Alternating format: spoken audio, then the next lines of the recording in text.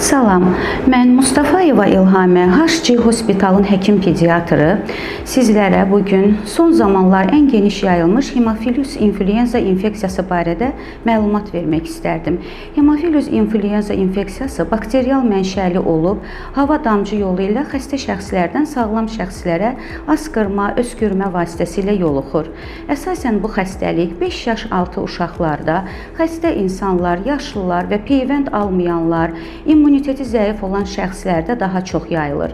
Hemofilus influenza xəstəliyinin ağırlaşması əsasən beyin qişasının iltihabına, ağciyər toxumasının iltihabına, burun ciblərinin iltihabına, qulağın iltihabına və orqanizmdə digər sistemlərin ağır irinli iltihabı proseslərinə səbəb olur. Xəstəliyin kliniki əlamətləri uzun müddət davam edən yüksək hərarət, oynaqlarda, sümüklərdə ağrılar, baş ağrıları, öskürmə, nəfəs darlığı və digər intoksikasiya əlamətləri ilə baş verir. Əgər sizlər bu əlamətlərin şahidi olursunuzsa, mütləq həkimə müraciət etməniz vacibdir.